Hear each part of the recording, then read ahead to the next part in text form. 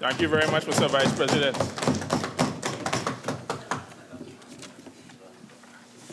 Mr. Vice President, I joined in this debate at 1:16 a.m. on January 16th, 2016. And we're here, Mr. Vice President, to talk and to contribute on a bill that I will say right now in front of me, Mr. Vice President, the provisions contained in the bill, I may not necessarily be excited about all of the provisions in there, but I would say that I operate in the real world. And when I look at the situation facing the country, I hear a lot of talk about what's bad, what's good, but my position is simple. If anyone, anywhere has something that they can bring that can do it better than this, bring it to the table. Otherwise, we're just going through a set of motions here that is really wasting everyone's time. Mr. Vice President, as a senator without portfolio, I wake up every morning, Mr. Vice President, and I say, I make my peace with the Father. I am thankful for all that I've been able to achieve in my life, and I say that when I go out to do something, I try to give of my best every day, even if it's this early in the morning. But then again, on more than one occasion, I question, why do I even do that? And one of the reasons you do that is that, in spite of the fact that you think you're in control of everything around you, that it's an internal acceptance that there's a greater force who's really guiding things. And this is where we are. We're a country where we're hostage or captive to the vagaries of the market. And when we consider the data, Mr. Vice President, and the data is always interesting because like my colleagues here on the independent bench, I try to make sure that when I come here, I can support what I say. When you look at the data, Mr. Vice President, for WTI, West Texas Intermediate, and I want to spend a couple of minutes on the oil prices. In the entire history of oil prices, the period 2010 to 2014, WTI averaged $91.90, which is the highest ever in the history of WTI. If you go back to 2005 to 2009, the WTI averaged $71. If you go back to 2000 to 2004, WTI averaged $31. If you go back 1995 to 1999, WTI averaged $18. So the past 20 years has seen the average price of WTI go from $18 to $31 to $71 to $91. And one would have thought, when I tried to go back now to see what happened with the Heritage and Stabilization Fund as far as it started. And it's interesting. You look back and you see that the past 5 years, there was, in terms of inputs into the fund, probably about $1.2 billion over 5 years, at a time when we had historic oil prices, historic highs, historic revenues. There's a mismatch, Mr. Vice President. And I say that deliberately, because one of the things that has not been said in this room today is about sustainability of government actions. We continue to want to question actions of X government and Y government. And we need to understand that the sustainability of policy actions by the government runs to the heart of the process. It would be unreasonable, Mr. Vice President, to expect any policy direction or prescription of our government to withstand all possible future scenarios. That's unreasonable. But we should understand by now, after 109 years or so producing oil, that we are actors in a global business which by its very nature is unstable and subject to periodic large swings that can play havoc with our economic fortunes. This is the reality for my contribution here, Mr. Vice President, because I can ask a simple question. Was it sustainable to remove VAT from food items, over 7,000 food items? Was that a sustainable policy action? And I'm not going to even try to answer it. I'm asking the question. Because when we have to sit and try to understand that when we do things here, they affect the entire economy. And as whomsoever is sitting in the corridors of the administration should be thinking and putting things on the table that are sustainable. So that, again, was it sustainable to remove VAT from 7,000 food items? Mr. Vice President, one of the things we have to deal with in this country, Mr. Vice President, is the issue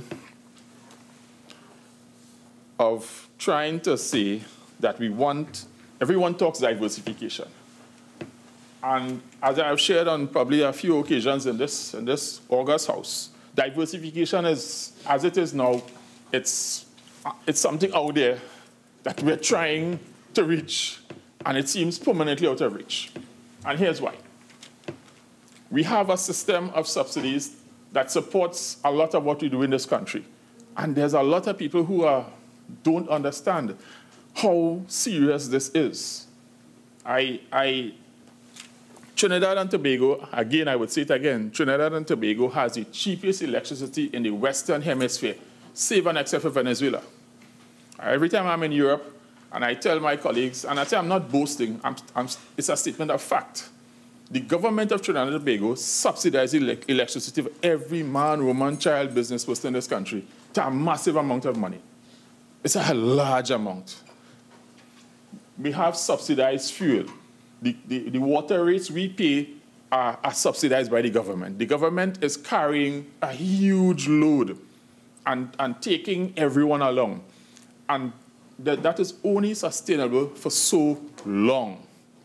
These are things that people have become used to, and I understand the politics part of it. I think the Honorable Attorney General indicated that we're all politicians in this piece. I'm not going to challenge my erstwhile colleague. So that, but I believe that the time is here.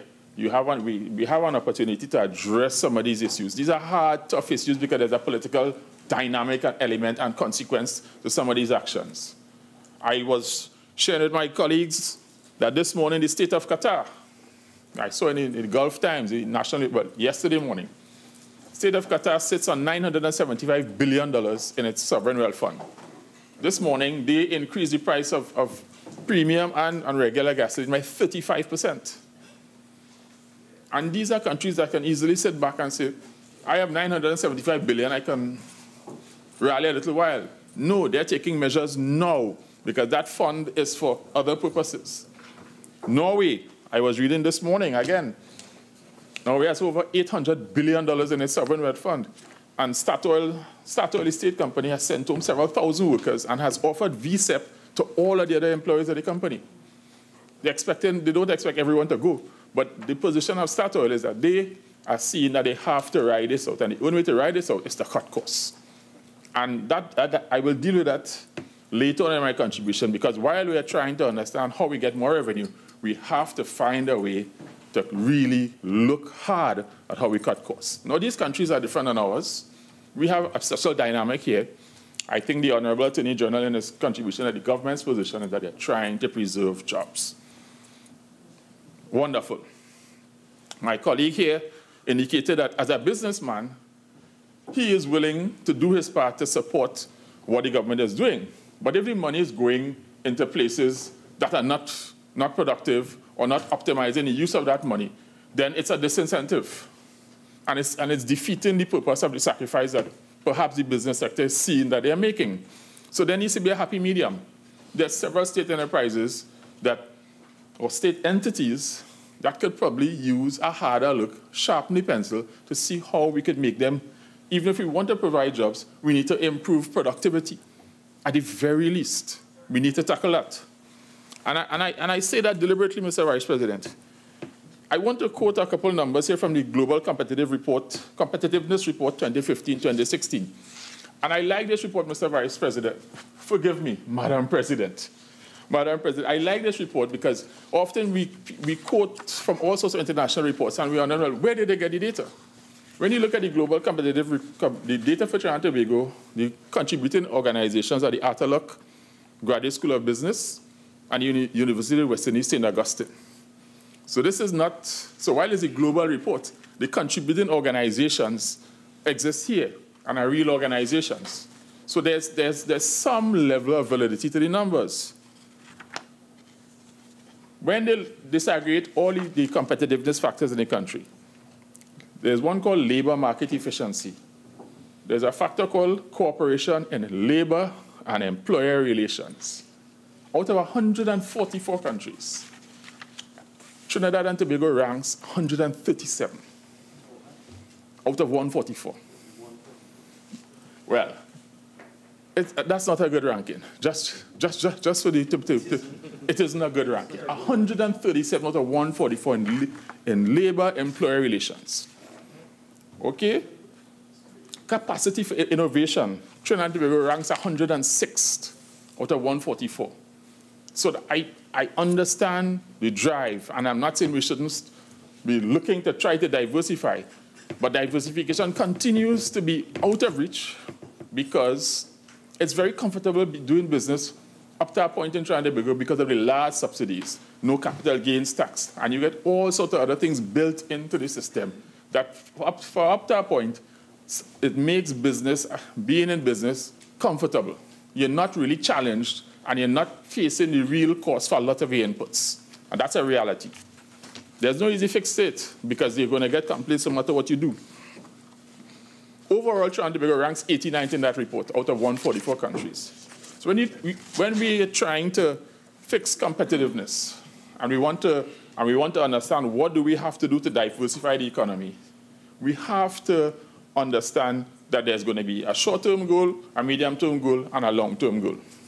I have zero envy for the Minister of Finance in his job where he is right now, because the position of the oil markets is a position that even I, at this point last year, if you had asked me and said, listen, oil would be at, I think it closed at $29.44 WTI this afternoon, well, yesterday afternoon, $29.44. And I just want to share one little dynamic with that. WTI West Texas Intermediate is called a marker crude. The actual price received by different countries depends on the relative quality of their crude to that marker. Our crude, Galeota mix that goes out, depends on the particular mix of that batch. Sometimes it's at a premium, sometimes it's at a discounted WTI. But if you're in the government of Canada right now, you're screaming because the Canadian blend of crude, it trades normally at a discount of $13 to WTI. So they're losing money. They're earning $16 a barrel right now. That is absolute pain. That is pain. The Mexican crude trades normally at an $8 discount to WTI. So rather than $29, they're getting $21. The business cycle that we're in now is one where governments, over a period of time, through all the normal forces, expenditures have gone up. This type of hit on the economies is hurting everyone. And we have to be approaching this with a different methodology. I've listened well to all the valuable contributions made earlier this evening. And I think that, for me, I say this. We have a situation where, as eloquently described by my colleague here, there's a large deficit. And there's many reasons for it. I'm not going to go into those. Those reasons have been well articulated. If I am sitting as the Minister of Finance and I have a large deficit and I need to fix it now, what's my options? I can say, listen, I can tell Petrotrin, listen, send home 2,000 people. I can tell this company, TSCT, send home 1,000 people. I think TSCT have 13 millionaire VPs on their payroll. You can check that, 13 millionaire VPs. That's a statement of fact. And I have no problem with people earning well. I enjoy that. But if you earn well, I like to see the output. It should be reflected in the performance of the organization. When I look at the performance of the organization, I am not impressed. You cannot be sitting on a state entity that is turning over $30 billion in revenues and cannot make a profit. Something has to be done. It is the company that earns the most money in this country, except for BP, and they can't turn a profit. Something drastic has to happen sooner rather than later. Otherwise, it's going to collapse on itself. And if that happens, then it takes everyone with it. Let me leave that alone. Minister of Finance is well aware, and these are issues that are not, and hey, bear with me, these are not simple issues. Petrotrin has over 5,000 employees, and then they have a whole community of contractors and it's a little country in itself almost. So that these are issues that require some attention. But we cannot be sitting here with an organization owned 100% by the state, turning over $30 billion in revenues, and is running at a loss. Something is wrong, and it needs to be addressed sooner rather than later. Madam President, I believe that everybody in this building would be happy to hear of a viable alternative to what has been proposed by the Minister of Finance. I believe that there tends to be what I call a lot of noise around the decisions of the government on revenue generation.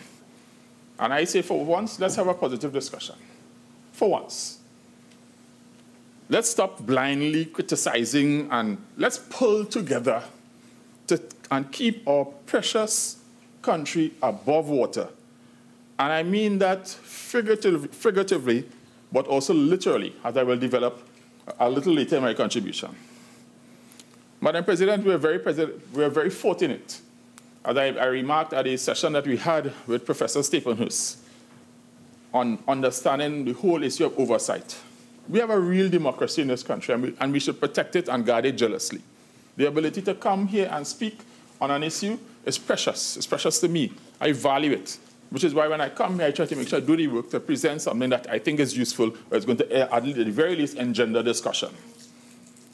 But, Madam President, what always strikes me in some other places is that the response to national crises is in a much larger, more developed, or however you want to describe them, other democracies. What you tend to see is that partisanship goes away, and everyone tends to rally around whomsoever is the sitting government because there's a national issue. And that is where, for me, perhaps, Madam President, just perhaps, the depth of the current crisis has not been fully understood by everyone involved.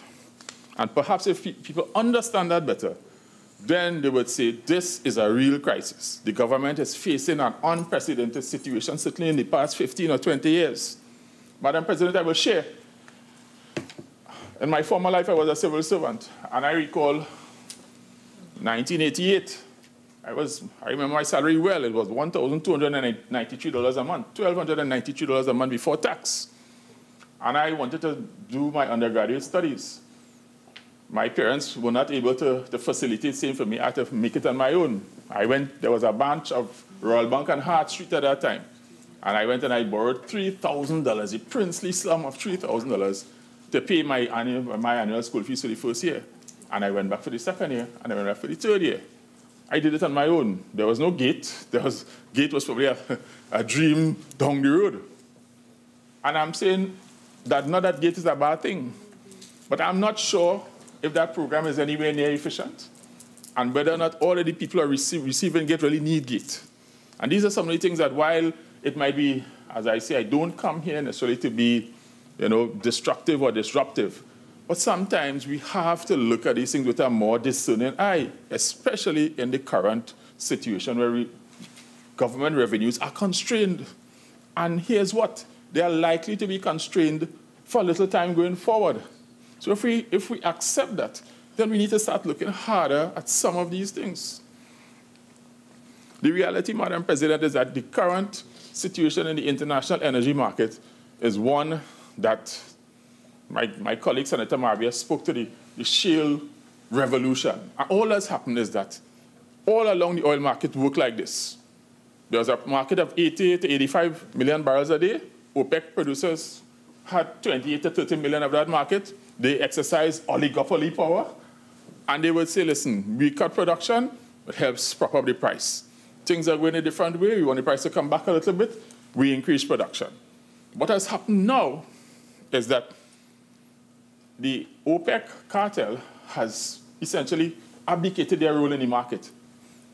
They've abdicated that market tilting role, and they've said, listen, we're going to rally around our customers and protect our share of the market.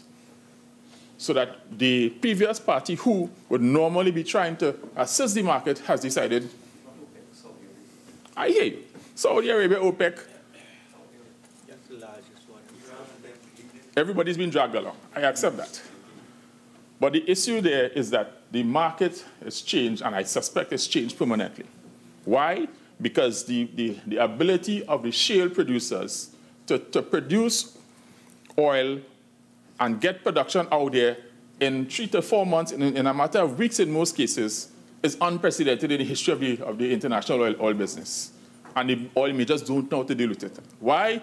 Because you have several thousand, probably over 100,000 shale producers who are not in a union. They are doing their own thing, making individual decisions. I was reading in a report, an energy policy report by the Center for Energy Policy and Environment dated May 2015, where they, based on their research, they believe that shale producers could have break-even costs in the $5 range. And it's a piece of research. They're saying that they believe that with the existence of the technology that's on the market now, break-even, not profitable, but they think that shale producers could go as low as $5. That for me is scary. I want to burn this. I don't want prices to go anywhere near that. But we can't ignore people who are in the business, and I've been looking at it to understand where potentially how bad it could get. The last time oil got to single digits was around 1998, and then before that was about 1986.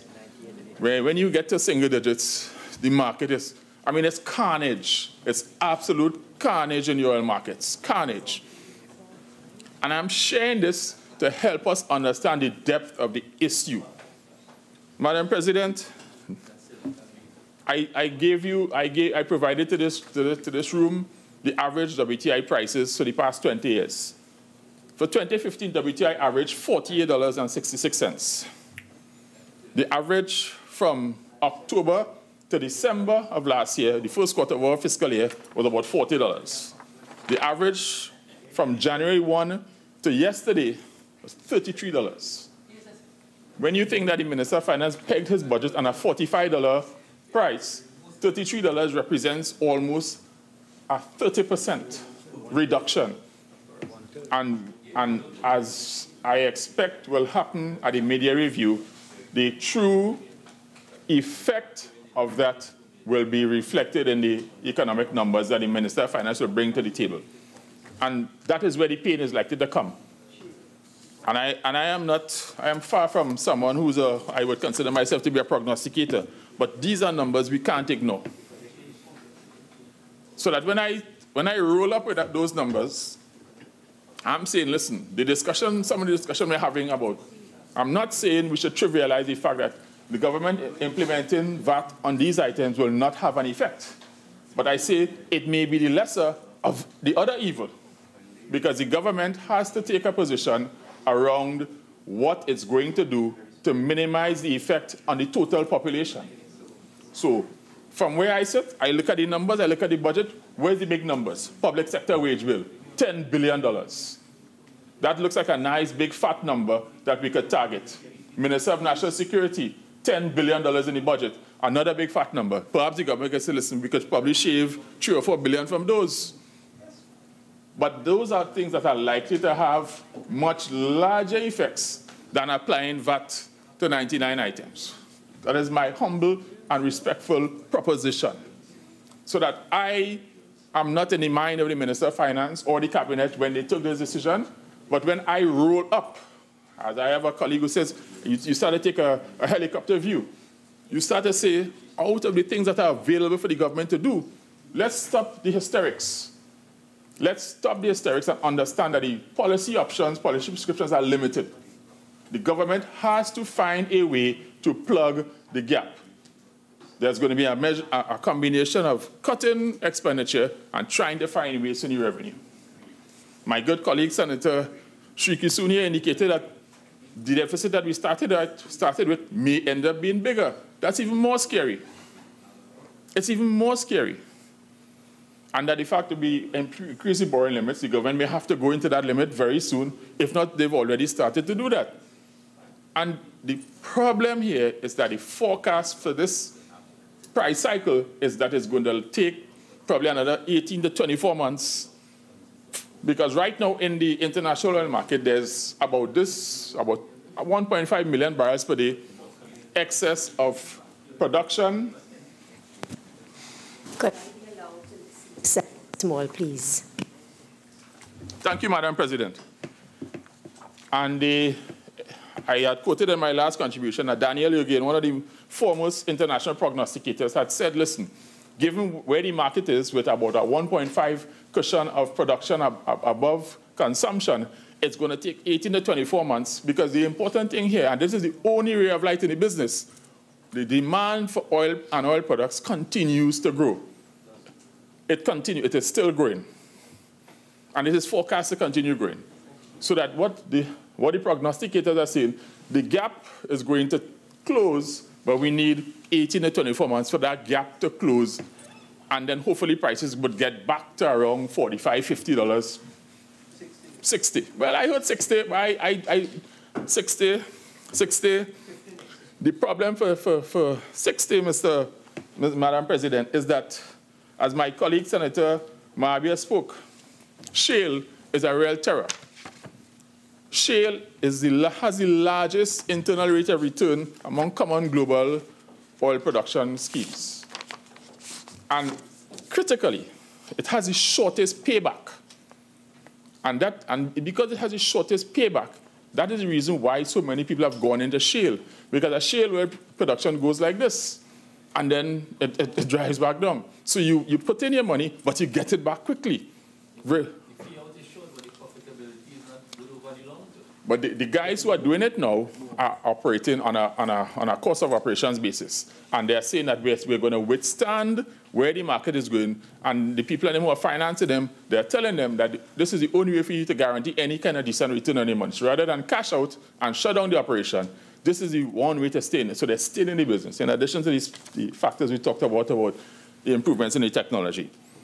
So I spend some time, Madam President, outlining the reality of the international energy business as it's structured now, particularly oil.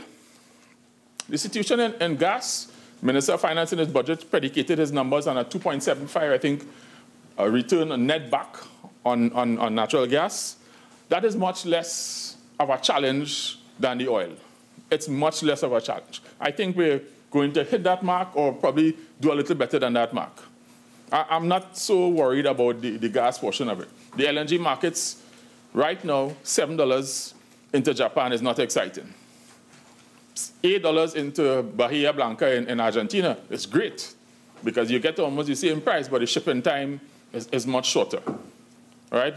Minister Franklin is aware of how these things work. So that I believe, but there's two issues in there. Cheniere is scheduled to start exporting LNG either end of February or early March. Nobody in the market understands what will actually happen to the market when they start actually putting product on the high seas.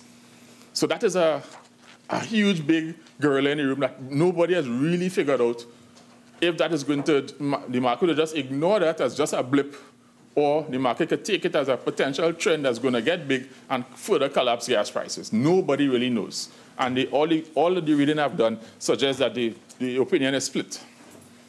So that is the one proviso in the international gas markets that I am still working on. I'm doing a conference in Houston, and I'm speaking at a conference in Houston the first week in March. So I'll be right there. I'll be able to talk to the Cheniere guys directly.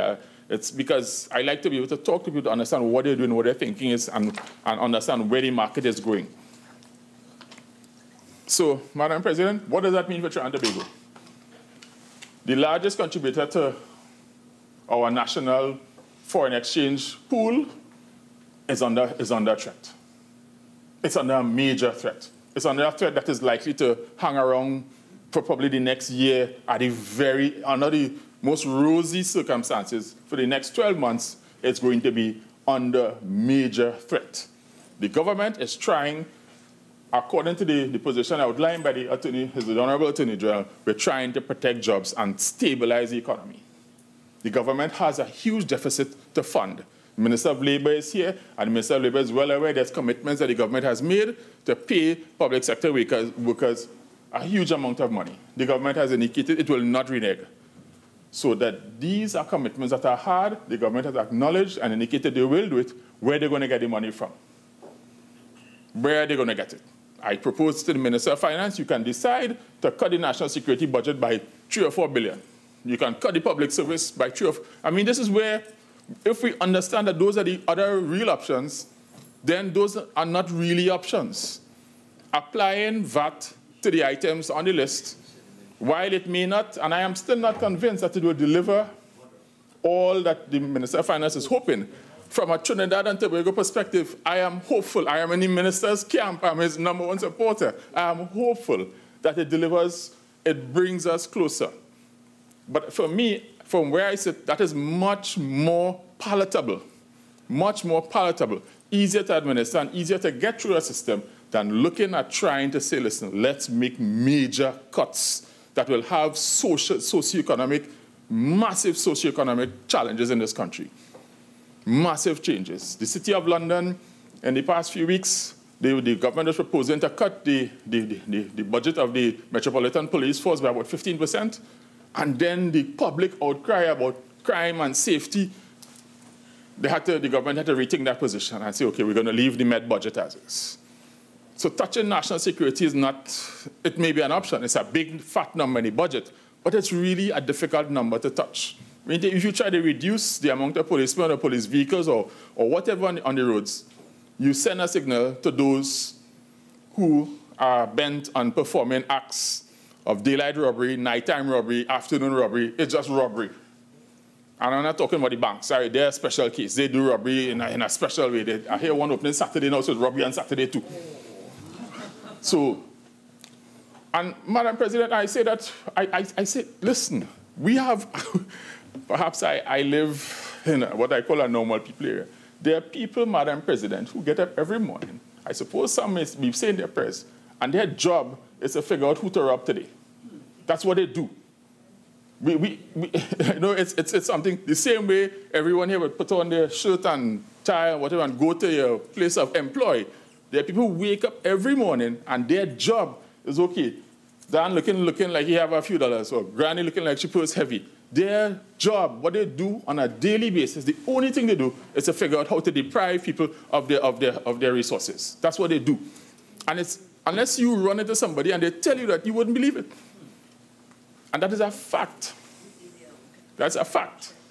And I'm not saying there's an easy way to deal with that, but we have to acknowledge that this is where some levels of the society have reached. And there's problems that I can't address right now in this contribution, but I will leave that discussion for another time. So, Madam President, there was a discussion on consumption patterns. A really startling statistic was made by my colleague, Senator Raful, about the status of prostate cancer in Trinidad and Tobago. And when I heard her, I went immediately to the wonderful iPad, and I went to the Trinidad and Tobago is the 4th ranked country it has the 4th highest incidence of prostate cancer in the world. And it's directly linked to a lot of the pesticides that they use.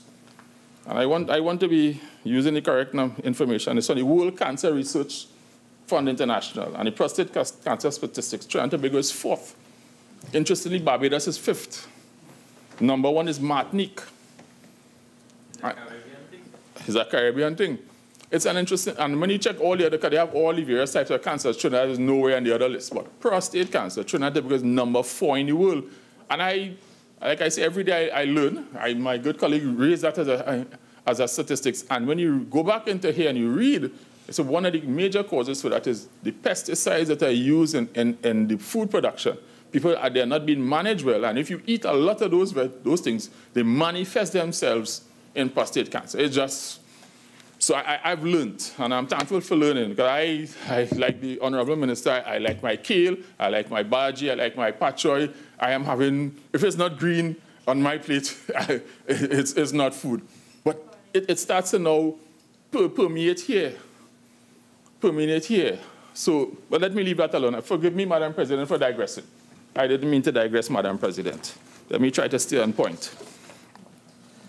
So, Madam President, we talk about spreading the burden of adjustment. I think the Minister, Honorable Minister of Finance, indicated that the government wants to spread the burden of adjustment.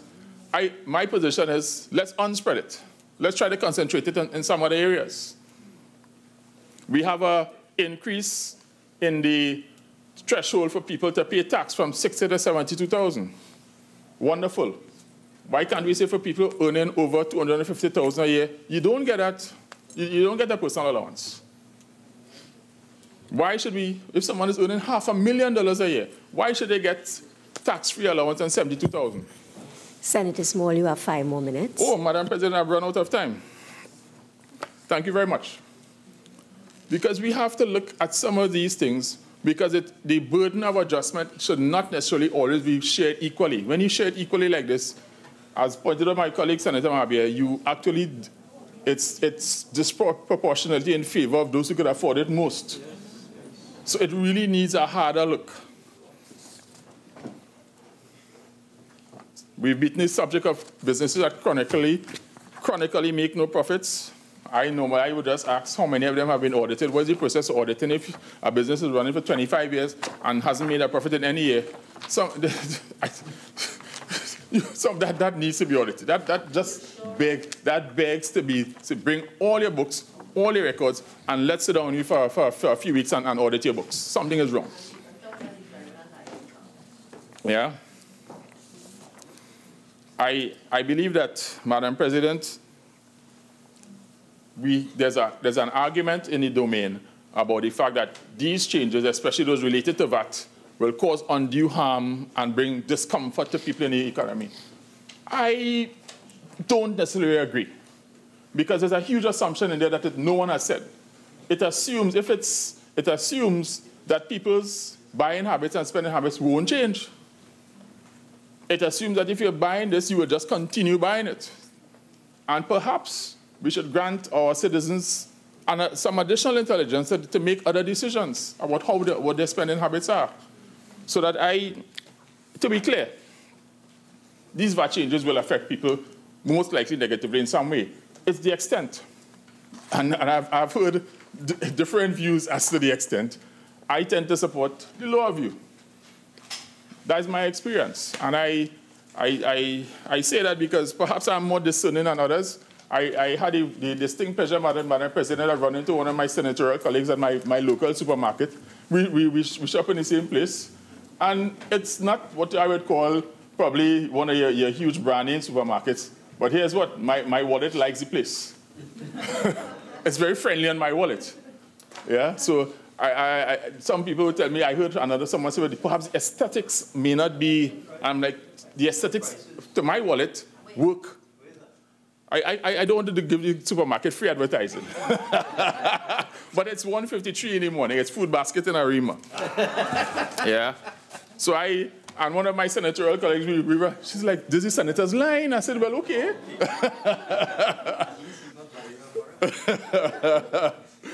So I believe, Madam President, that we should grant the citizens of this country some intelligence that people will adjust their buying choices according to what their pockets can afford. I do not believe that people will just say, well, prices have gone up, I will just continue buying exactly what I believe people will decide and make a decision about what does they really need to buy. That is my thought. Madam President, quickly, I know the comments by the Honorable Prime Minister when I think he said he went to play golf at 6 in the morning and seen lights on in his schools. Senator Ramke soon spoke to it, but it also speaks a huge deficiency, Madam President. We have no impetus for energy conservancy in this country. We have none. We have no policy that I'm aware of about energy efficiency and energy conservancy. I travel too much, Madam President. I go to Europe and I go to people's offices, and you go to a boardroom, the boardroom is dark, but as soon as you walk in the room, the lights go on. Because there's a motion detector, and if it detects no motion for a few minutes, the lights go off. So we could invest in the technology. It doesn't necessarily need somebody to come to switch lights on and off. You invest in the technology. And this is not this year experience. This is 10, 15 years ago, I'm experiencing that. You invest in the technology and you automatically save, because in those countries, certainly in Europe, electricity is expensive. And we have cheap electricity. So that perhaps explains why we haven't done any of that. There's no rocket science to this. Madam President, in closing, Trinidad and Tobago is a small island developing state. And I want to close it because this is serious stuff.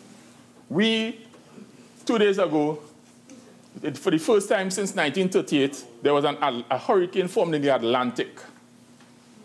And if you look at where it formed in the eastern Atlantic, where the water should be, at this time, they'd be relatively cool.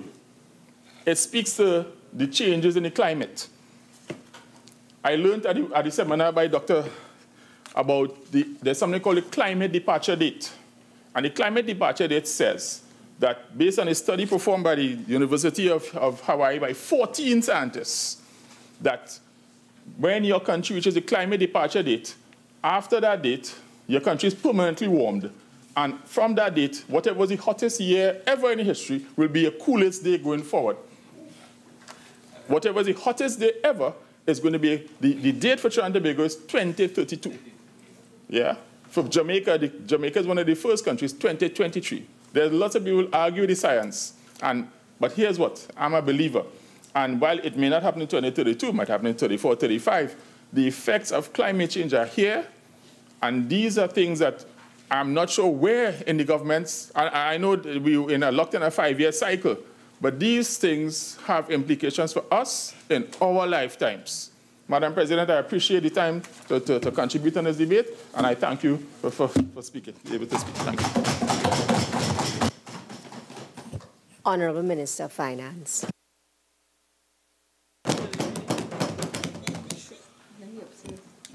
Thank you very much, Madam President. Madam President, throughout this debate, I took careful notes of the contributions from honorable members opposite that made sense. And therefore, let me start with the speakers one by one. Senator Mark. Blank page. So let's move on now to Senator Mahabir. One of the points made by Senator Mahabir was that even if we increase the base of vatable items, if consumption is going down, doesn't matter what we do, the collection of VAT will go down. As I indicated earlier, the collection of VAT in the first quarter of the fiscal year is in line with estimates, in fact, slightly ahead. We don't know what will happen in the second quarter, third quarter, and the fourth quarter. Let us hope that the adjustments we have made would continue the momentum in terms of VAT collections. I'm quite confident that it will.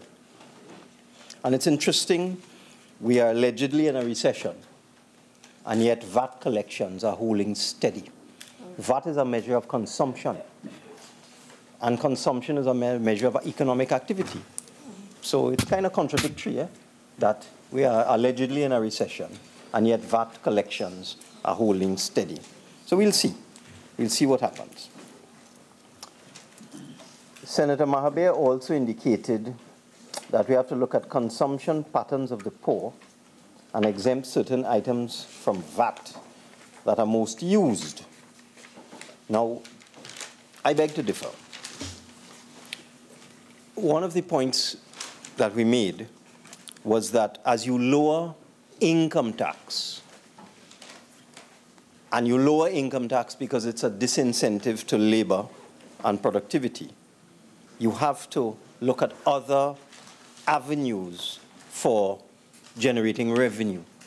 So as you lower income tax, whether it is personal income tax or corporation tax, you have to look at sales tax, consumption taxes as your source of revenue. So as the rate of income tax goes down, you have to try and maintain your consumption taxes or even increase them, because VAT is a revenue-generating device. It is not a social tool, which is the error that some people are making. VAT is not an instrument of social policy. It is simply a mechanism to collect revenue. And in Trinidad and Tobago, our VAT system over the years has been compromised, seriously compromised, where our VAT efficiency ratio is now down to 40%. Most countries are up in the 70%, 75%. And the VAT efficiency ratio is simply a measure of the potential that you could collect from value-added tax to the actual collections. We are collecting 40% of the potential consumption taxes that we can collect. In our view, it is better to have no exemptions and to take the revenue that is generated and target it on support for the underprivileged and the poor. It is a much more efficient system so that we don't see VAT as an instrument of social policy. I just wanted to make that point. And we need to get our VAT efficiency ratio up. Otherwise, what's the point? Why did we lower income tax and then destroy the revenue stream from value-added tax? And that is one error, fundamental error made by the last administration, that they did not create any new revenue streams. In fact, they destroyed one of the revenue streams, which is consumption tax. That's just a fact. Things were going good. They were pandering to populism, and they decided to destroy the consumption tax revenue stream for populist reasons. Didn't work. So I just wanted to make the point that I don't agree that VAT is an instrument of social policy. The Senator also asked about debt management. As I indicated, this is not the mid-year review. I give an undertaking that when we deal with the mid-year review, or perhaps during the next finance bill, I can talk a bit about debt management. But it wasn't my intention to get into any details about debt management in this debate. I really wanted to talk about the actual taxation measures. And you also spoke about transfers and subsidies. These are all very important points. The government's wage bill, I mean, we're talking about expenditure here.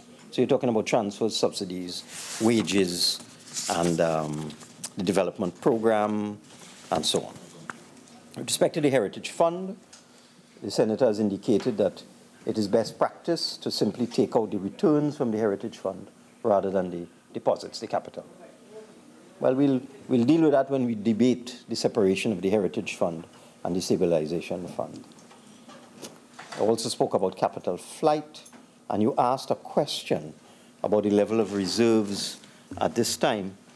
I was going to deal with that on a matter on the adjournment, but I see no harm in dealing with that now, because there's a lot of mythology outside there in terms of what our foreign reserves are, what they used to be, and so on. And in 2012, our net official reserves, and I want to emphasize this, in 2012, and Senator Small has told us what the price of oil was around that time, $75, $80 in 2012, more or less? $90, okay, $90. In 2012, when oil was $90, our net official reserves were $9.2 billion US dollars, representing 10.4 months of import cover. Now in 2015, at the end of 2015, December 31st, our net official reserves are $9.8 billion, representing 11.1 months of import cover, with oil at $30. So there's a lot of mythology out there about our reserves. Our reserves are in a better position now than they were in 2012 when oil was $90. $94. It just goes to show that things are not always what they seem. And again, the Senator spoke about tripartism. In fact, the Senator's contribution was so wide-ranging that it would take me about 5 hours to respond. But I'll try and respond in time as we bring various finance bills to the House, try and deal with these issues, because they're all very important. So let's go to Senator Hadid. His page should also have been blank, except he made the most preposterous assertion and allegation that the government plans to sell TGU to Ferrostal. And this is why we did not access the $4.6 billion due from TGU. That is absurdity of the highest. Trinidad Generation Unlimited, and this is public information freely available in the public domain. If you had taken the time, Senator Hadid, to go and check, Trinidad Generation Unlimited is a fully owned subsidiary of AES Global Incorporated, a US corporation. It is not owned by the government of Trinidad and Tobago. And as a consequence, the government cannot sell something that it does not own. TGU simply owes the government money for past lending. So please do not come into this House and make these preposterous, misleading, and untrue statements in the future. Let me move now to Senator Choate. I found Senator Choate, I think this is the first time I have encountered Senator Choate in this House. I'm not 100% sure. I found Senator Choate's contribution very honest and very sincere. I want to congratulate you. Not everything you said was correct, but it was said with sincerity and you believed everything you said, and I want to commend you for that. Because, for example, in terms of controls, we have no controls. We cannot control prices. This is a free market. It's supply and demand, and retailers are entitled to charge whatever price they can. There used to be price controls 25 years ago, but that system of trade has gone out the window long ago. And I don't think we want to see a return of price controls because they have negative consequences. The only thing we can do is we utilize the Consumer Affairs Division to the maximum to go and monitor and to embarrass retailers by publishing prices in terms of price gouging and so on. But it's up to consumers to educate themselves. But I give an undertaking, the government to do whatever it can to publicize what is going on so people will know and they can make smart choices. But that's the only control we have. We can't control prices in a free market. It has to be dealt with supply and demand. The senator asked whether the VAT changes were an exchange, a reduction coupled with widening the base. Not really. Not really. We needed to reduce the rate, and let me just explain why we're reducing the rate. I will also respond to a question or statement made by Senator Shriki Soon. And I'm appealing to Senator Mahabir as a distinguished economist. I expect you to assist your colleagues. There's a well-known formula and curve called the Laffer curve. It is a graphical representation of the relationship between tax rates, tax revenue, and taxable income. When you look at the Laffer curve, there is a point at which, beyond that point, if you attempt to increase your rates of tax, your revenue goes down. So it's an inverse relationship.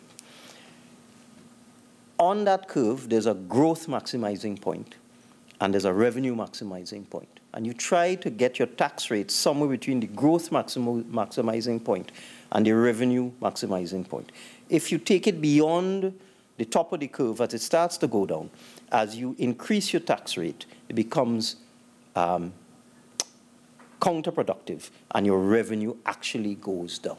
And that's because of avoidance and all sorts of reasons. We have been advised by experts that our VAT rate is beyond the revenue maximizing point. We were told that the revenue maximizing point is somewhere between 12 and 13%. And this is after detailed analysis by experts of VAT collections over the last 5 years. So we have decided to bring the rate back to somewhere between the revenue maximizing point and the growth maximizing point, because the learning tells you that you'll have an increase in revenue if you do that. It's not a linear relationship, and it's not a simple relationship. And I can give you an example. When the former administration in 2006 increased the personal allowance from 24,000 to 60,000, and also reduced income tax rates down to 25%, the initial result was a small dip in revenues. But over the next 5 years, revenue collections, even though tax rates had gone down, increased by 62%. That's a classic example of the operation of the Laffer curve, because it was felt at the time that our tax rates were too high. So again, because of the advice of experts, we lowered the tax rate, we increased the allowances, and instead of revenue going down, went up by 62%. Okay. So I'm just telling you that this is not whimsical. Okay. We have been told that 15% is beyond the revenue maximizing point, and we should pull it back about 2 or 3%. You only find out what really happens when you do it, because it's all theoretical, it's a model, it's based on certain assumptions, but this is the information we have. And I have clearly stated this on many occasions. It is not VAPs. And I also expect economists from the university, and I'm not ascribing this to you. Sure, man, sure. The question I need to pose, and we all know about that laughable Laffer curve, right? But the question I need to pose, Honorable Minister, with respect to your analysis is simply this. What is the reason for greater tax collections at, say, 13% as opposed to 15%? Is it greater compliance? Or is it that the problem with Trinidad and Tobago is not the rate, but rather the fact that we have a mechanism for collecting VAT that is relatively inefficient? So it is a compliance matter, or is it a mechanism of collection matter? It's both, but it's more in favor of compliance. Okay? That's the information we have. That as you reduce the rate of VAT, you have greater compliance, and you have increased revenues. We'll see. But that's the information we had. We didn't do this by VAPs. And I would expect distinguished economists at UWI, who are very familiar with the relationship between the rate of tax and revenue collection, not to make simplistic calculations and say, oh, we're going to lose $5 billion in 5 years if you reduce the rate of VAT. That is not our experience. Our experience with income tax, same tax, is that it went up by 62% when the rates came down.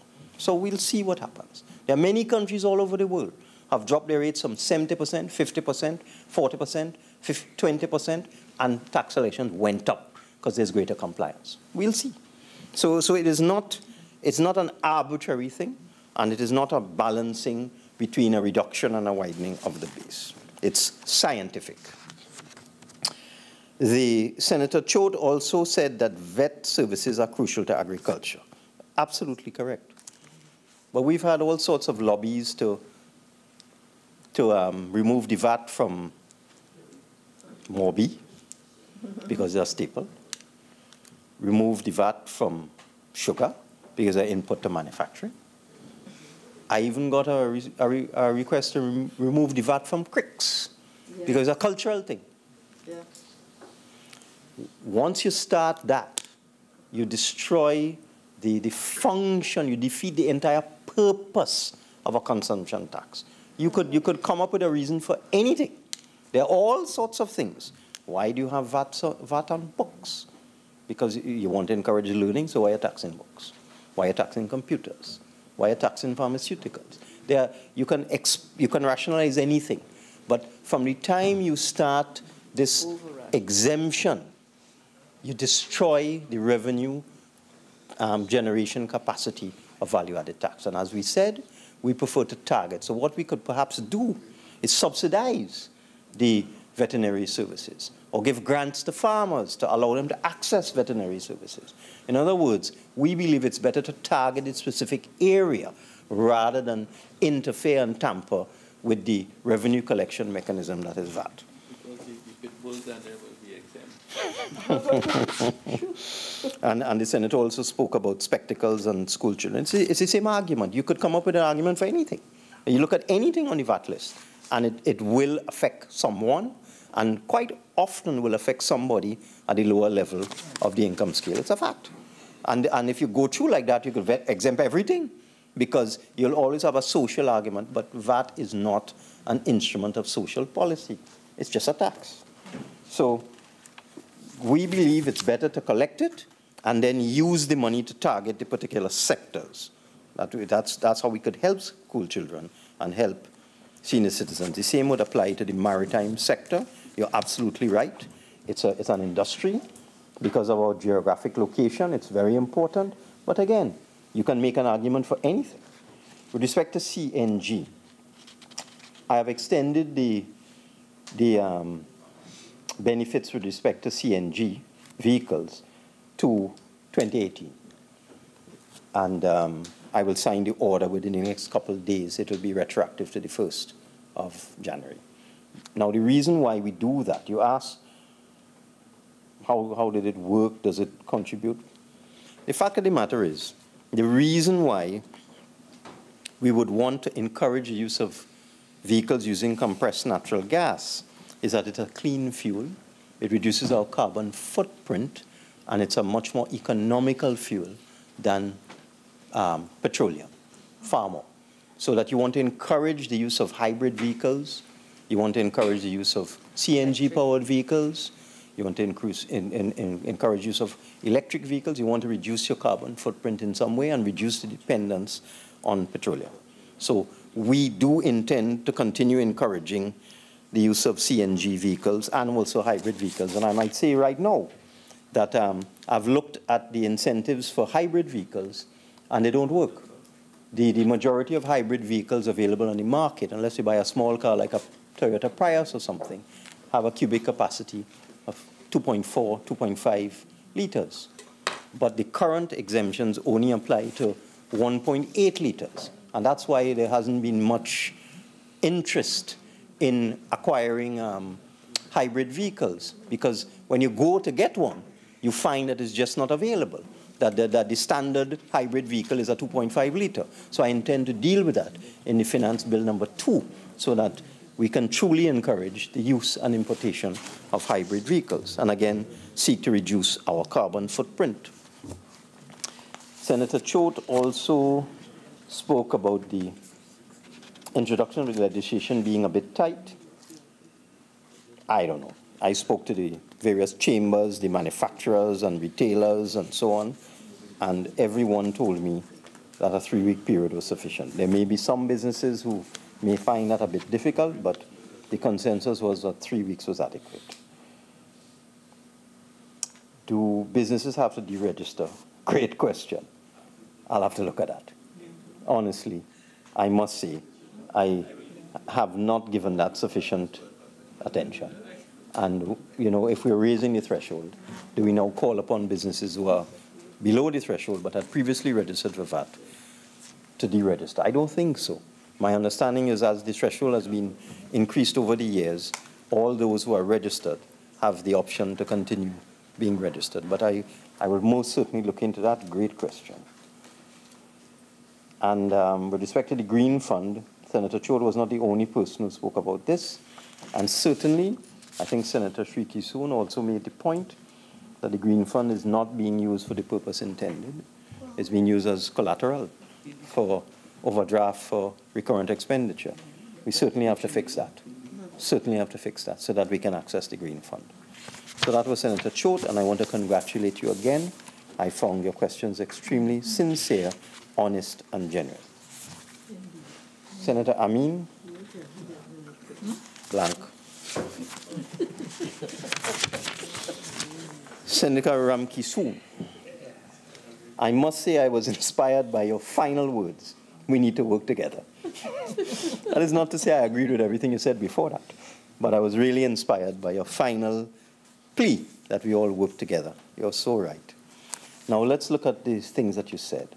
Will the additional money going into the Green Fund be used to achieve the 17 development goals? Well, that goes back to the point I just made. We have to make sure we protect the money going into the Green Fund so it cannot be used and abused for purposes for which it was never intended. I'll have to look at the legislation very carefully and make sure that it cannot be manipulated and abused in that way. The Senator had some concerns about online shopping.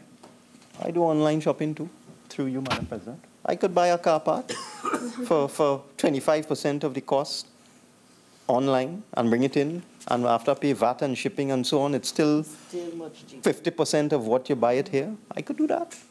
But the problem with online shopping is that it's a serious area of foreign exchange leakage. Credit card bills are paid first. And you don't have to go and ask the bank for foreign exchange. They just pay it one time. So once you utilize your credit card, the foreign exchange gone. So it is something, yes. Once you have a credit line on a credit card and you make foreign purchases, it is automatically paid. The bank automatically pays it in foreign exchange. It's an automatic source of foreign exchange leakage. So we have to look at it. I totally agree with you that the prices you could get, anything, clothing, toiletries, car parts, equipment, books, anything is going to be cheaper online than in Trinidad and Tobago. It's a problem that we have. But we have to be balanced in our approach to this problem. Senator Ramkissoon also spoke about an article in The Economist that Trinidad and Tobago is one of the fastest shrinking economies. Well, I thought that article was terrible. I thought it was not worthy of The Economist. And we must not fall into the trap and feel that these publications are always right. If you looked at that article carefully, no data, no facts, no calculations, no basis, no discussion, no formula, no assumptions whatsoever. The article is just a table with 10 countries.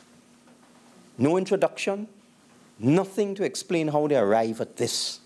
And if you look at some of the online comments, you would see people challenging that article and listing a whole series of countries which, in their opinion, are under much greater threat of having a declining economy.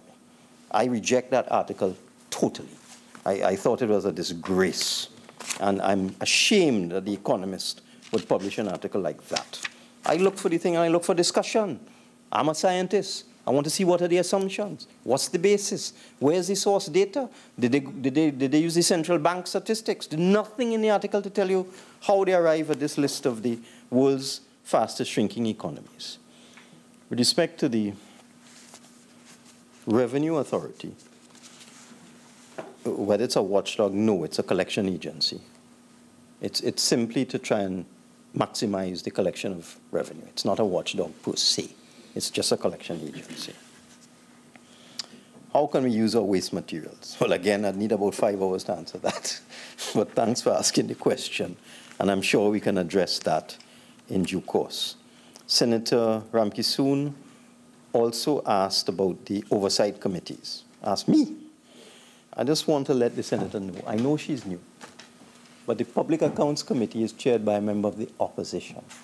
The Public Accounts Enterprises Committee is chaired by a member of the opposition. So you... No. Yeah, PAEC is chaired by a member of the opposition. The PAC, yes it is.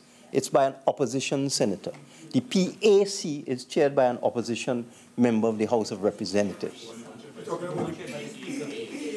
That's okay. That's okay.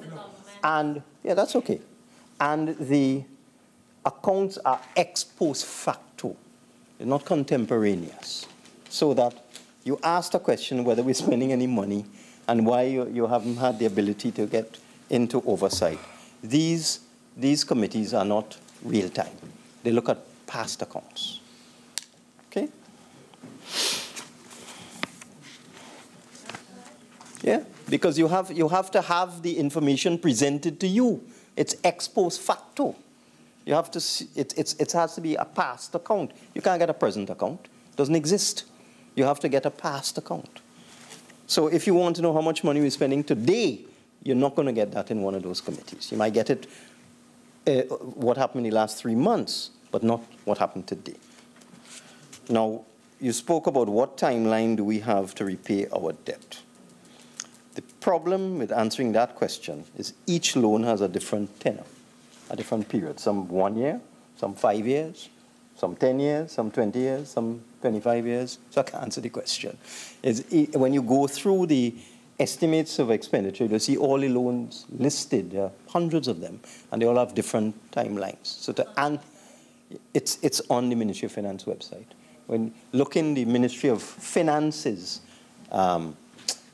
expenditure, and you'll see all the loans listed, and so on, and you'll get information. There's not as much information as I would like. I'm going to improve that.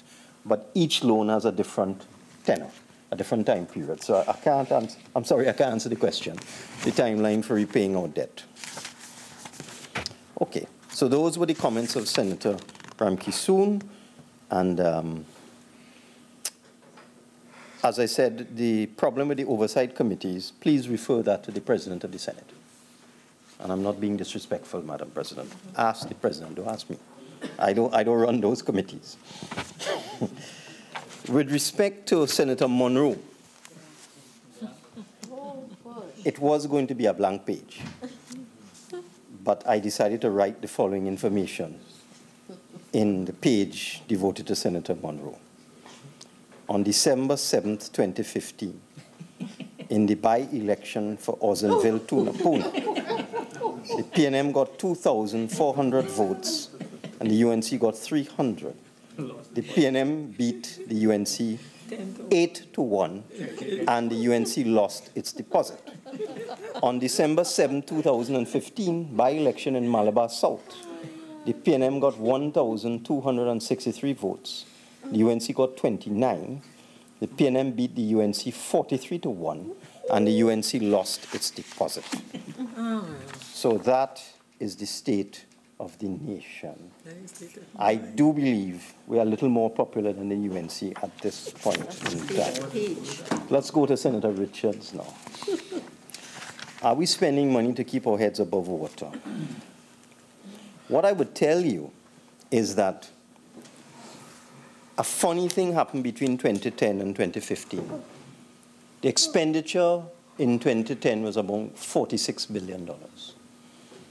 The expenditure then increased significantly to $63 billion over the next 5 years.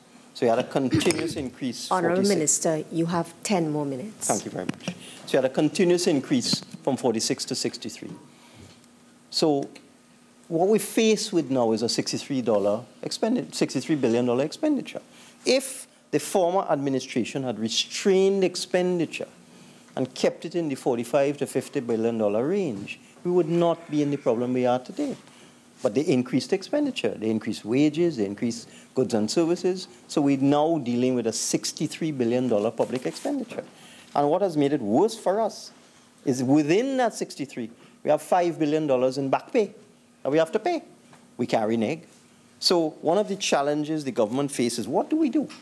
We have $5 billion in back pay we had to pay. In fact, it's closer to 6 when I do the calculations, 6 billion.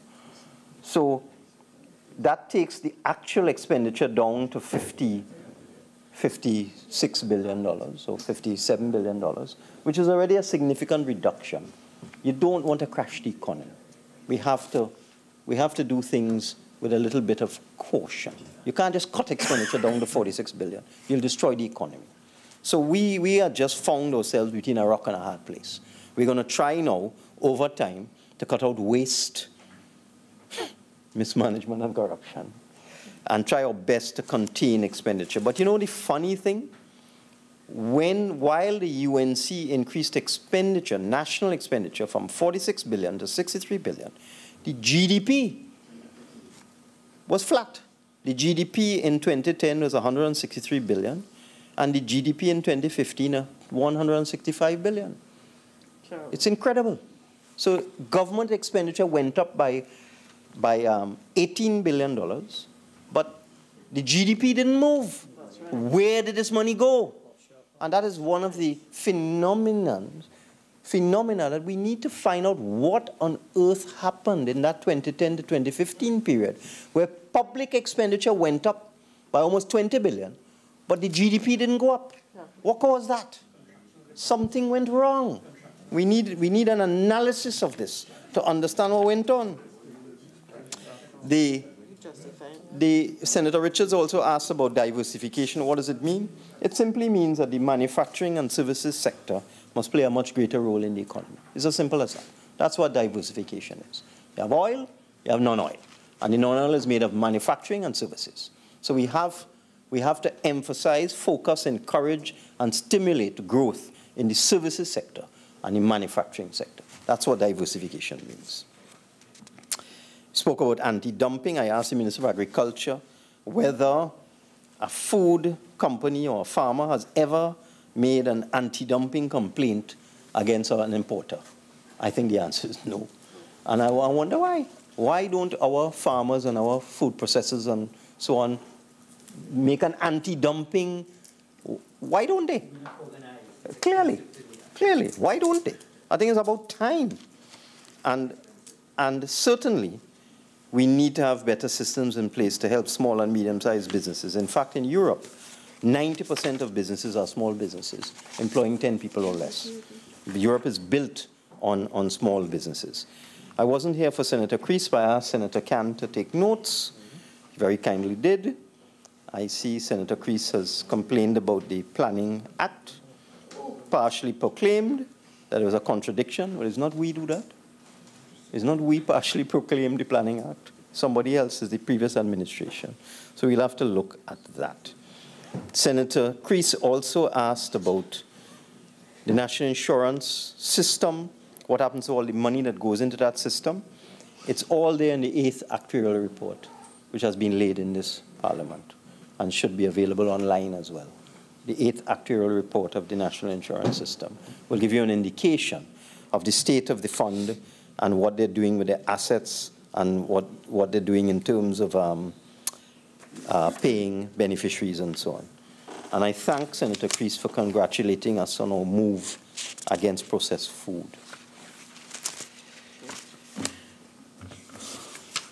What else did Senator Richards ask? Mechanisms in place to monitor VAT. Well, again, Consumer Affairs Division will have to deal with that. I totally agree with you on the reduction of spending in national security. It's really too much. And we really must do better in terms of that problem. Senator Sturge, it was going to be blank, except he made some comments that are just not true. The last published household survey confirmed that the average household earns $6,800 a month, and of this, 16% is spent on food. That's $1,000. So out of the $6,008, $1,080 is spent on food. That is the last published survey done by the Central Statistical Office, surveying thousands of households in Trinidad and Tobago. So it is not 3,000 out of 6,000 is spent on food. It is 2012. It is 1,000 out of $6,800. It's consistent with our findings. It's consistent with our findings in terms of the amount spent on food by a typical household. Okay, Minister, 16%. Could I get clarification? Yeah. You know, I have a time problem. Oh, all right, just clarification, important. Yeah, the first one is this. Do you have data on the percentage of income spent by food on people in Trinidad and Tobago who are living below the poverty line? Well, I don't have that with me, but it's a good point. But your typical household earns $6,008, and they spend 16% of that on food and beverages. That's all. Senator Raffle. Well, unfortunately, she's not here. She spoke about the ability to file taxes online. I'm pleased to announce to this Senate, and I really need to talk to the Inland Revenue Division, that under this government, under this P&M government, you can now file your income tax returns online. And I really need to speak to the Board of Inland Revenue they must let people know this. Not only can you file your tax returns online, it's using a system called e-tax. And if you go on the Board of Inland Revenue website, you'll see e-tax and a whole series of questions and answers and explanations and guidance on how to file your income tax returns online. You can even get a refund. You can apply for a refund and get a refund. And that is as of December 2015, under the you could say what you want, under the People's National Movement. You know, one of the things Mr. Basdio Pandey used to say, Madam President, would you control that? One of the things Basdio Pandey used to say is coulda, woulda, shoulda. We have made it possible for citizens to file their income tax online. Coulda, woulda, shoulda. Coulda, woulda, shoulda.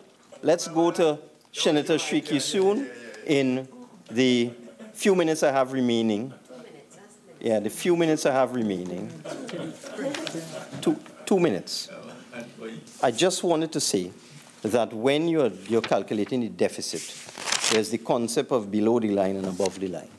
And capital repayments are below the line and are not counted in the calculation of the deficit, because you can always roll over capital repayments, so that you can't add capital repayments to expenditure in terms of calculating the deficit. If you look at all budgets passed, including the 2015 budget under the last administration, they had a budget of $63 billion, but they had capital repayments of $5 billion. If you, in fact, added that all up, you get $68 billion.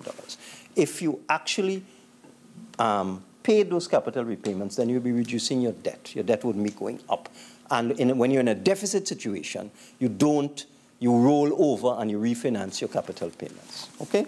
So you can't add the capital payments to the other expenses to calculate the deficit. I'll talk to you afterwards, because we only have 1 minute, okay?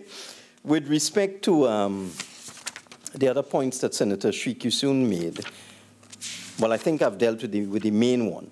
Let me just talk about Petrotrin very briefly. Petrotrin is an integrated oil company. It does not just produce oil. It has a refinery.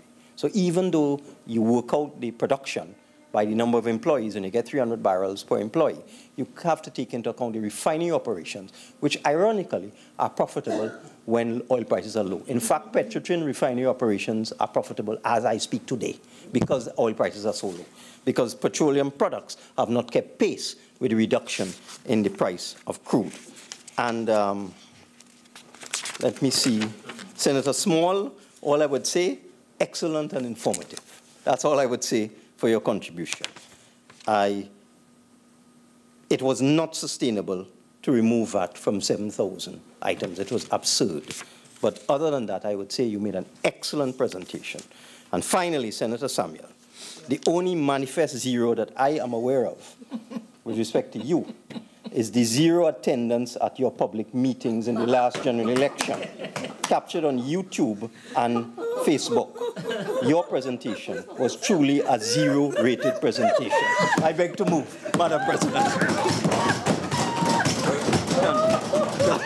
Sit down, I'm done. I'm done. Could I just make a correction, please? Senator Hadid, I'm sorry, he has closed it off.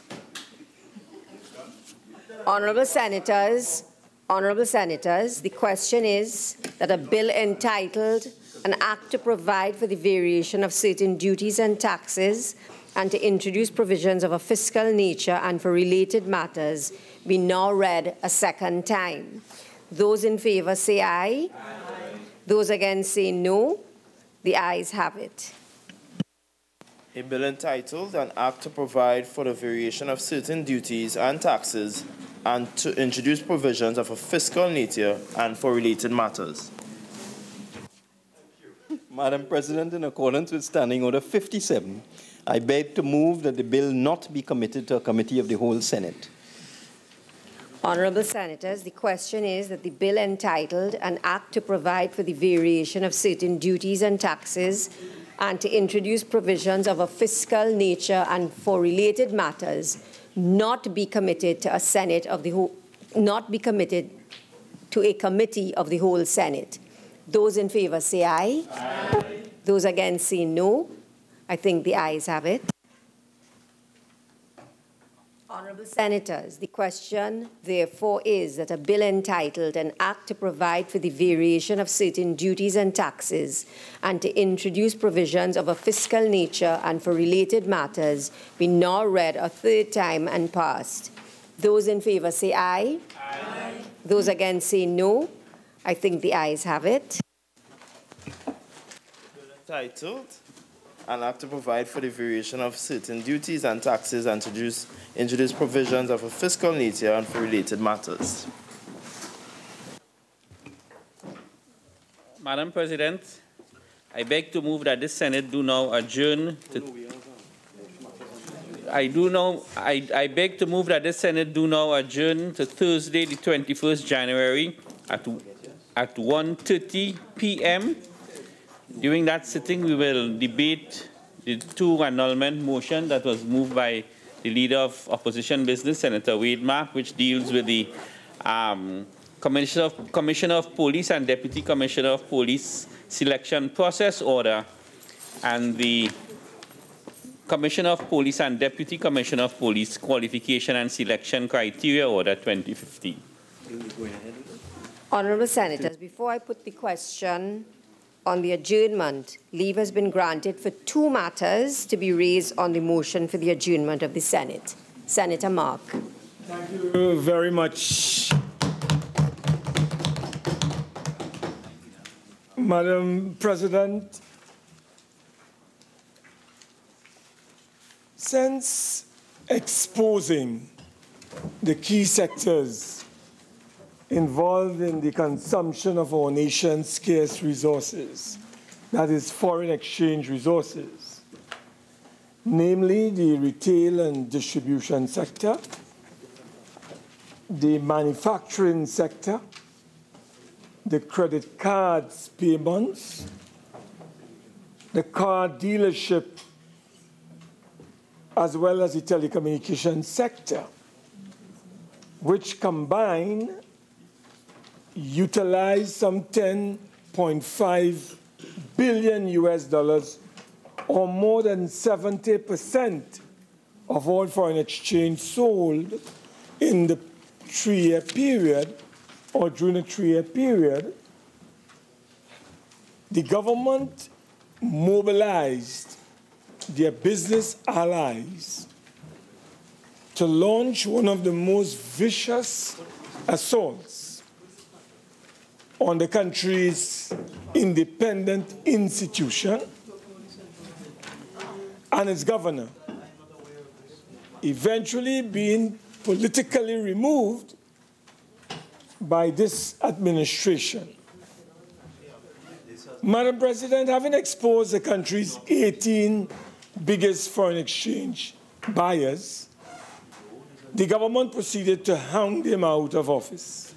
Senator Mark, Okay. Senator Mark, the motion, the matter that I have is the worsening of the foreign exchange crisis and the issue for a new policy direction to address this urgent issue.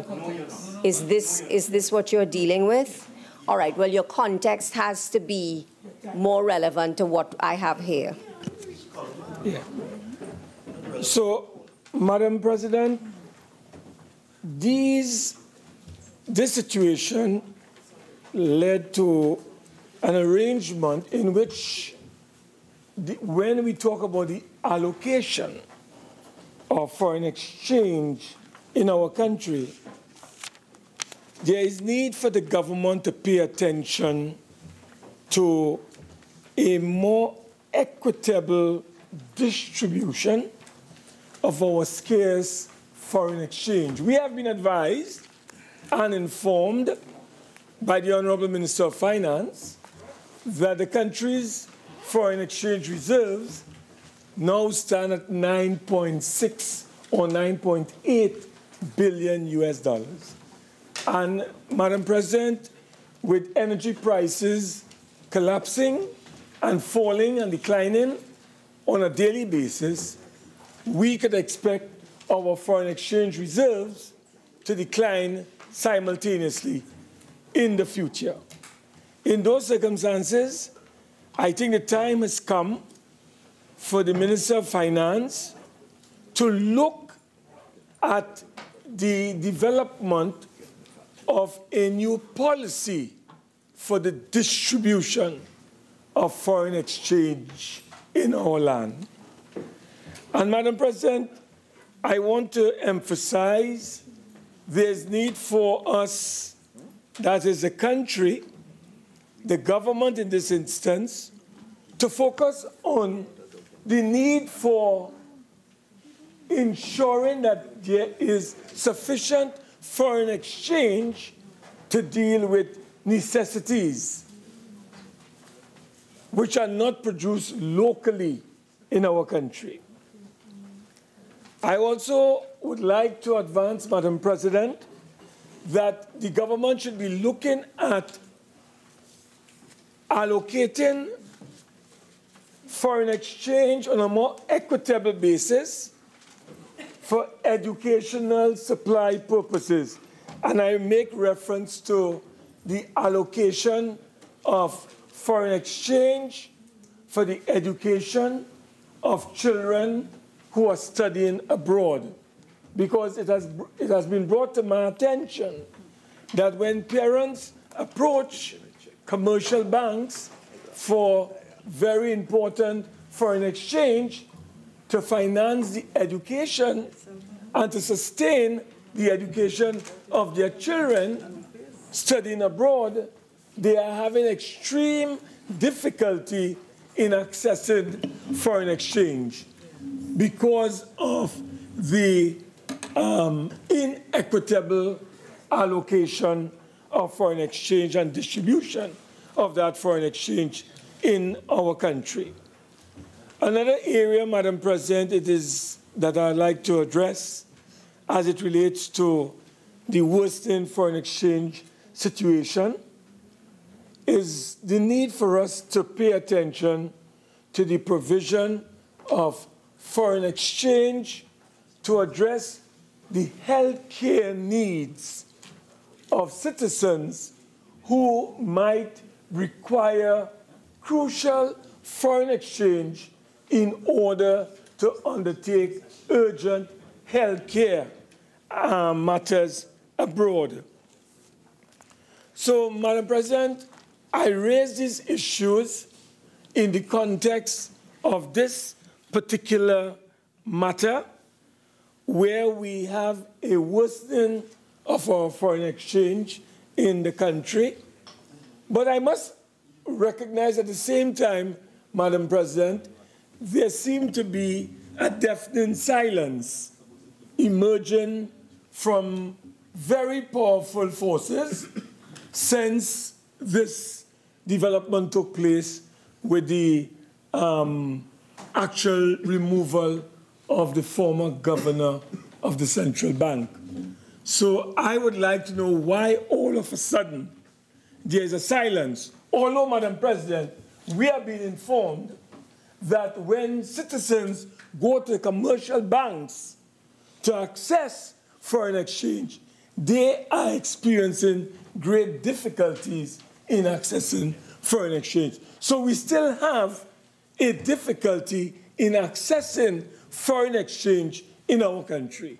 And I'm asking the Honourable Minister that the time has come for us to look at a policy of allocation, particularly in the areas of health, in the area of education, Madam President, and of course in the area of necessities for our citizens. And I look forward to hearing from the Honourable Minister as to how he's going to address the scarcity of our foreign exchange and at the same time distribute those foreign exchange resources in such a way that citizens can be able to access those foreign exchange resources to deal with their needs abroad, conscious that we are living in a period where the foreign exchange is becoming more and more difficult to access. So whatever we have, we are saying that there should be greater equity in the distribution of our foreign exchange, and at the same time, promote greater transparency in that process. So I look forward to the Honourable Minister of Finance providing this House with some perspective as it relates to a policy, as it relates to the allocation of scarce resources, foreign exchange resources, for those particular needs that I have identified. I thank you very much, Madam President. Honourable Minister of Finance, and you have 10 minutes. Thank you very much. Thank you very much, Madam President. Let me just read the matter before us, lest we be misled by Senator Mark. The matter is the worsening foreign exchange crisis and the need for a new policy direction. It has absolutely nothing to do with the termination of the appointment of the former central bank governor. And what is worse, the senator has a private motion on that matter and is therefore guilty of anticipation. I don't appreciate this attempt to manipulate the standing orders of this House. Now let us go to the facts. What are the facts, Madam President? The facts are that over the last 4 years, for the years 2012, 2013, 2014, and 2015, strangely enough, even though the economy has been flat, the GDP has been more or less constant at 163, 165 billion over that period. The behavior of the demand for foreign exchange is very, very curious. And I'll give the information. In 2012, the conversions of US dollars by the private sector in the commercial banks was of the order of 4.86 US billion. The central bank injected 1.79 billion in 2012. So the total US dollars in our system, in our economy, $6.65 billion. In 2013, the private sector converted 5.8 billion US dollars. The central bank injected 1.32 billion. So the total US dollars increased from 6.65 billion in 2012 to 7.12 billion in 2013. 2014, the private sector converted 5.53 billion US dollars. The central bank injected 1.72 billion for a total of 7.25 billion. And in 2015, with oil price collapsing and a flat economy, in fact, a recession, if we are to believe what we are told, the private sector converted 4.94 billion, but the central bank injected 2.6 billion, making a total US dollar demand in our economy of 7.54 billion. So as the economy has remained flat, the demand for foreign exchange has gone up. It's a very curious situation.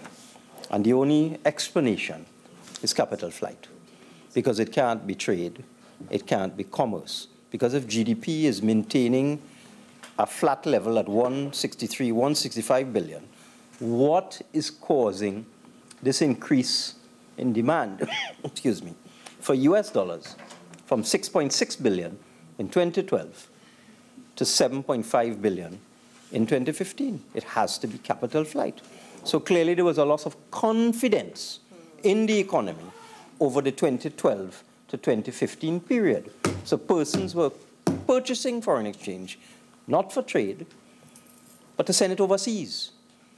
So that is one of the peculiar characteristics of our economy under the past administration. I also want to correct a misleading impression given by Senator Mark.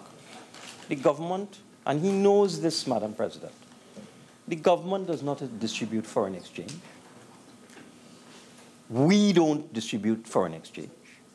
The previous government did not distribute foreign exchange. Foreign exchange is distributed by the commercial banks and injected into the commercial banking sector by the central bank. The government has absolutely no control over the distribution of foreign exchange in the system. It is managed entirely by the commercial banks and by the central bank. So what on earth is Senator Mark doing, calling upon the Minister of Finance to start putting in systems and controls with respect to the distribution of foreign exchange when the government has no role to play in the distribution of foreign exchange? The government had a role to play back in 1992 when you had something called an ECO system, where you would have to apply for foreign exchange and you might get it or might not get it. But since 1993 or 1994, whenever the dollar was floated, all exchange controls were abolished. We don't have that in this country anymore. We haven't had it for 21 years. So is Senator Mark now saying we should revert to the ECO system and we should now start to dictate how foreign exchange should be disputed? That is a very complex matter. You can't have your cake and eat it too. You can't have an open system and a relaxation of exchange controls and also have exchange controls at the same time. You can't have a system where the commercial banks distribute foreign exchange and the central bank injects foreign exchange into the system and also have the government controlling foreign exchange distribution at the same time. You can't have fish and fowl existing at the same time. So that I do wish that honourable members opposite would be more comprehensive in the matters they bring to this House. If you want to have exchange controls, if you want to revert to the ECO system, say so. Don't come and call upon the government to determine how foreign exchange should be distributed. That can only happen if we reintroduce foreign exchange controls in this country. And that is a much wider... Are you allowed to ask a question? I don't think so, you know. No, I don't think so. We could talk afterwards. I don't think on this item you're allowed to ask. But the fact of the matter is... No, you can't. I want Senator Mark to come clean. Is he calling upon the government to reintroduce exchange controls in this country? Is that what you want? Because if Senator Mark does not want that, then what does he want? And I would ask members of the opposition, be more scientific, comprehensive, and responsible in the matters that you bring to the Senate. I thank you, Madam Senator.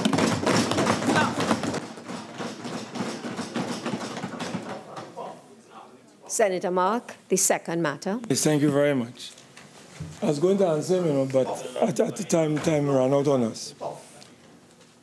Could you quiet the gentleman? He seemed to be out of control. Okay.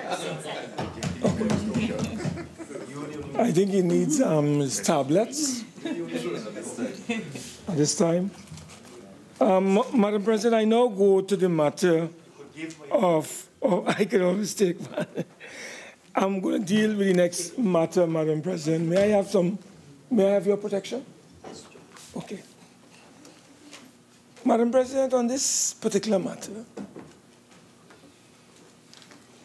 the tragic, what I want to call the tragic lawlessness gripping our nation, as is manifested by the total failure on the part of the present government to address the rising homicide rates in this society.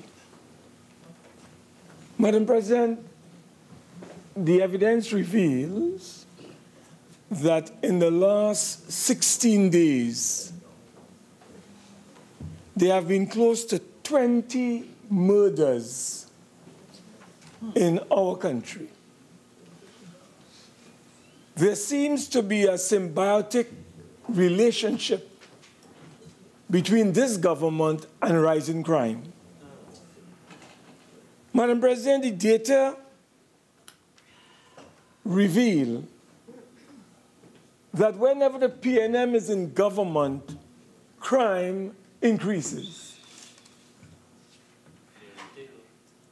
So between 1996 to 2001, under a Pandey administration, crime fell dramatically.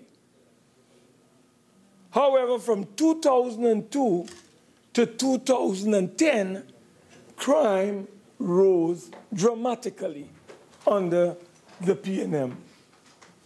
According to an article written by one Mr. Kevin Baldio Singh in the Sunday Guardian, dated September the 27th, 2015, it is stated that between 1956 to 1966, under the PNM, crimes went from 35,000 to more than 53,000. Madam President, murders are taking place anywhere, at any time. It defies age, ethnicity, or even gender. Madam President, some 20 lives, as I said, have been illegally and violently taken at a rate of almost 2 persons or 2 murders per day in this land since the year began. The gangs are roaming freely. they are assaulting the psyche of the people without let or hindrance? And what is the police doing to enforce the Anti-Gang Act? Madam President, guns are blazing, bodies are falling, students are hurting, and the nation is being gripped by fear as a result of this runaway crime rate in our country. Guns are the weapon of choice. Between 80 to 85% of the homicides are committed by the use of firearms. I ask, Madam President, where are the plans to curb crime, violence, and criminality in our society? Madam President, you will recall in opposition, the PNM had all the answers to deal with crime. Now that they are in government, they are silent. It seems like they don't know what to do, Madam President. The minister, for example, my good friend, I think he's a very decent gentleman, the Honorable Minister. He says there is no spike in the murder rate in this country. 20 citizens have been illegally and violently murdered in this country. And the minister says there's no spike in crime. Well, I do not know what is a spike if you have 20 murders in 16 days. And as we speak, I do not know what is taking place in this environment, Madam President. Madam President, you remember just a couple days ago, there were 7 murders in one day in this beautiful republic. 7 murders. And the minister says there's no spike. In fact, he's behaving like a former minister of national security by saying that's gang-related. Whether it's gang-related, Madam President, you have to deal with crime. And homicide is a major problem in our country. I wish to warn the Honorable Minister of National Security, a very decent former retired head of our Army and Defense Force, that the patience of the people is wearing thin. And this population, you will soon find out, and that entire PNM bench will soon find out, merciless, and I can tell you unforgiving. They give you all the chance, but after that, you can't give them excuses again, you know. Don't tell them about no architecture, you know. Don't tell them that you're dealing with the strategic architecture. They don't want to hear that. They want action. They want you, as the Minister of National Security, along with the National Security Council, to take charge. So, Madam President, I am calling on the Honorable Minister to step up to the plate and please roll out your plans. Let the country know what you are going to do to deal with this murder rate in our country. Madam President, children, students at Providence High School, they had to go through psychological trauma in the daylight, in the bright, blazing sun. Bullets are flying in Belmont, and children are psychologically damaged as a result of that. So I am calling on the Honorable Minister to take action. Not tomorrow. Take action now. The people will take action if you do not take action.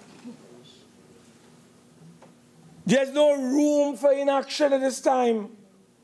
So, Madam President, the choice is the ministers of national security. The people are getting tired.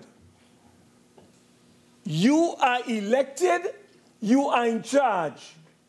Take charge and deal with the homicides that are taking place in this land. I think that is the major issue, because the distinguished Commissioner of Police has made it very clear that when you talk about other crimes in this country, the data is showing, Madam President, that there's a downward slide.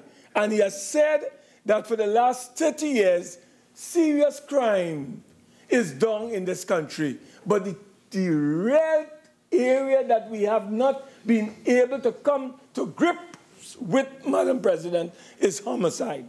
And I'm calling on the Honorable Minister to please share with this Senate, and through this Senate, with the National Committee, what are you doing about the rising homicide in Trinidad and Tobago? I thank you very much, Madam President. National security.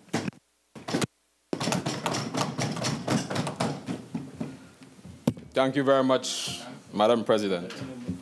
A special good morning, and let me take this opportunity to wish you a very happy New Year, Madam President and members of this House. The statement to which I've been asked to respond, and I've heard Senator Mark, in his dramatic way, dealt with the manner, almost as though we are acting. But when we deal with the issues of crime, Madam President, it is a very serious matter. There's one in which no one entity can really treat with the matter before us. But the statement that is mentioned in terms of the lawlessness that exists in our country today is flawed. For inherent in its expression is the assertion that there's an overarching lawlessness in this country.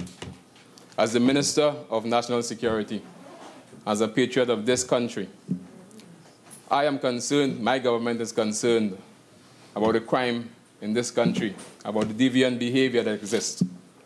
But by and large, Madam President, the vast majority of this country are law-abiding people. The vast majority of people in this country are peaceful people who participate in ensuring the safety and security of Trinidad and Tobago. I heard Senator Mark a while ago, and he reminds me of a gentleman who throws a seed outside a window, throws water onto that seed. In certain times, he throws fertilizer on that seed, and wake up one morning and sees a huge tree in front of his house and asks the question, where did that tree came from?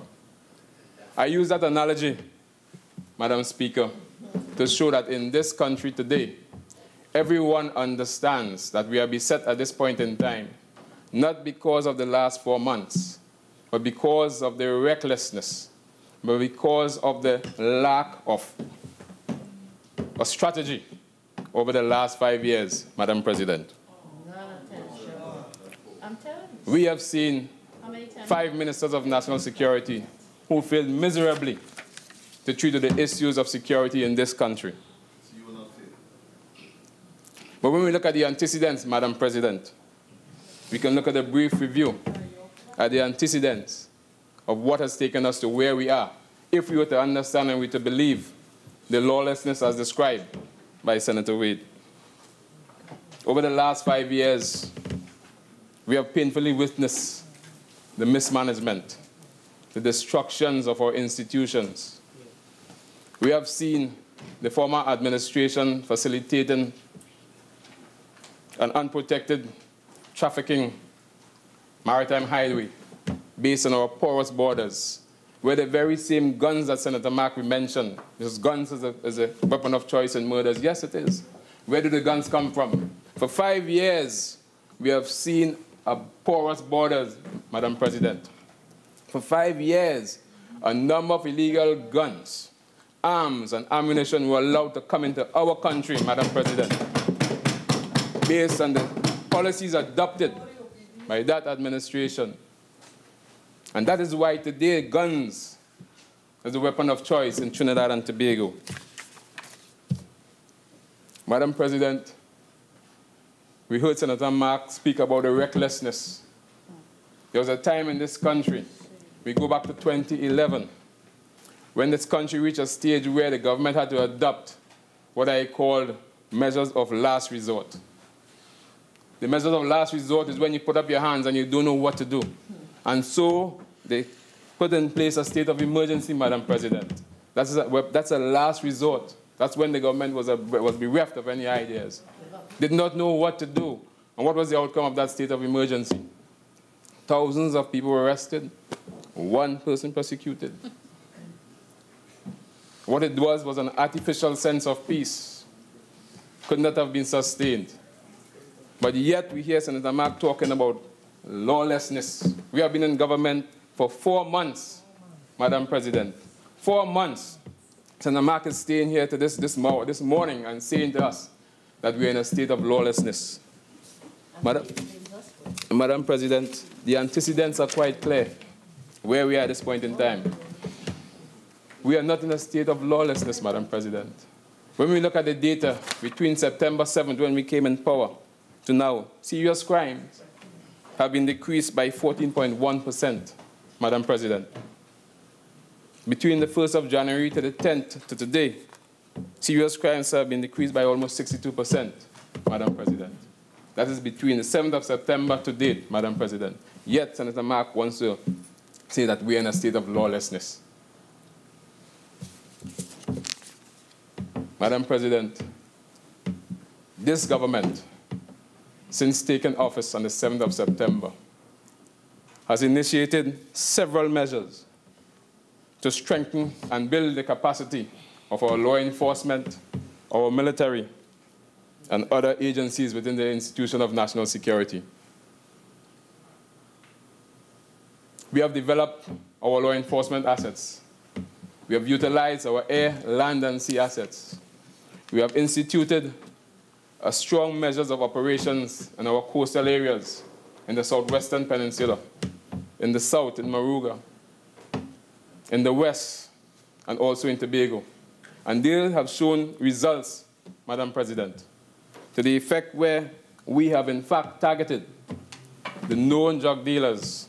One such operation resulted in the death of Stephen St. Louis quite recently, a known drug dealer. So that today, Madam President, we are focusing on reducing the murder rate in Trinidad and Tobago. We have seen, to a large extent, to tackle the scourge that is before us. And Senator Mark rightly said that murder is the barometer by which we are measured. But, Madam President, the root cause of that murder has been flourished, has been fertilized by actions of the former administration. And we, in this government, are now taking actions to put the structure in place. Quite recently, we have appointed the new director of the Strategic Services Agency. And I dare say, Madam President, he is qualified for the job. No false papers. No false papers whatsoever. We have also taken measures, Madam President, to ensure that the measures to appoint a new commissioner of police has been put in place. The last administration, for whatever reason, allowed the commissioner to exist in a period of uncertainty, in a very untenable position, which did not do any justice to the Trinidad and Tobago Police Service. Let me remind this honorable House, Madam President, that since the assumption of office of this government, they have been incrementally strengthening the security apparatus. We have increasingly support a very proactive police and other strategic law enforcement and intelligence agencies. We have developed a framework to pursue consultation with the municipalities in developing community safety partnerships. We have provided greater visibility and deterrent environment through an integrated presence of law enforcement agencies on the highways and intelligence-led operations. We will continue to integrate and combine law enforcement strategies in special and critical operations, Madam President. Madam President, the Ministry of National Security has been working on several projects and plans and policies between 2015 to 2016. These projects and plans are based on what we call a whole-of-government approach. So we operate not in silos, but an understanding that every area of government has a role to play in crime and criminality in Trinidad and Tobago. We have been exploring the cooperation of using... Minister, you have 1 more minute. Thank you very much. Thank you very much, Madam President. Madam President, the message I want to say this morning is that in the area of crime in Trinidad and Tobago, no one entity can treat with the issues that confront us. Crime is not an issue of politics. Crime is an issue that every single citizen in Trinidad and Tobago must play their hand, and including the opposition. And therefore, we ask, Madam President, that we have a responsible opposition. I looked at Jamaica. Jamaica is about almost 1,200 murders for last year. I looked at the research, and not a single member of that opposition said they were in a lawless environment. Yet, we have an opposition that is alarmist in nature and not understanding that crime is beyond all of us. And so today, I say, let us come together for the benefit of the citizens of Trinidad and Tobago and ensure that we deal with it in a responsible manner, Madam President. I thank you.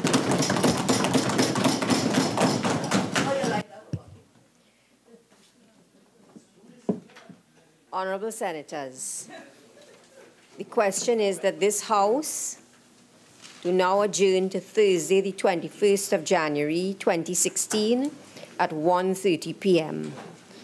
Those in favour say aye. Aye. Those against say no. I think the ayes have it. This Senate now stands adjourned to Thursday, the 21st of January, 2016 at 1:30 p.m.